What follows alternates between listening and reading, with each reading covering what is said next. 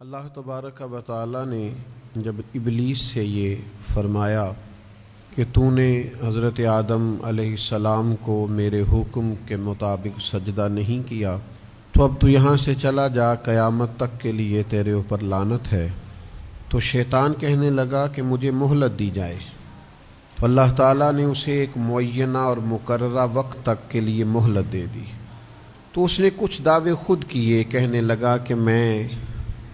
لوگوں کے رستوں میں بیٹھوں گا، انہیں گمراہ کروں گا، ان کے خلاف چالیں چلوں گا، وسوسہ اندوزیاں کروں گا،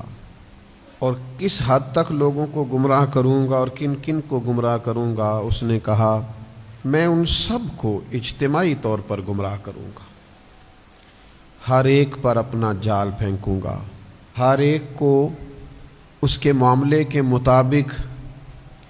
راہ حق سے ہٹانے کی کوشش کروں گا، الا عبادک منہم المخلصین، لیکن مالک جو تیرے مخلص بندے ہوں گے نا، وہ میرے شر سے بچے رہیں گے۔ دنیا میں ہر طرف شیطانی وساوس پھیل چکے، چاروں جانب فتنے، گمراہ کرنے والی باتیں، گمراہ کرنے والے رستے، ہر طرف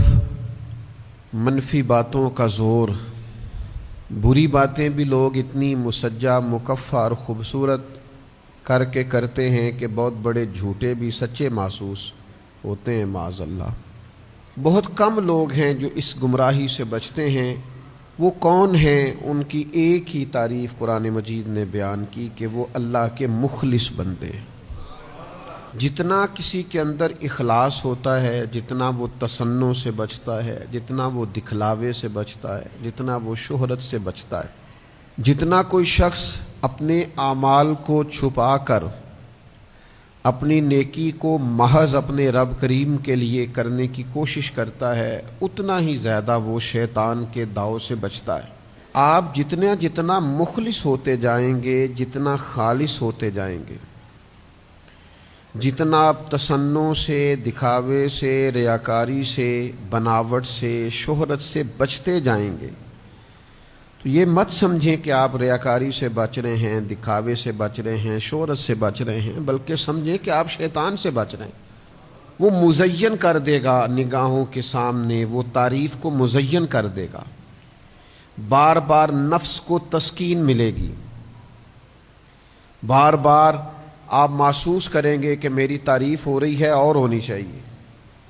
میری خوشامد ہو رہی ہے اور ہونی چاہیے، لوگ میرے لیے کیا کیا مناقب کہہ رہے ہیں اور ہونے چاہیے۔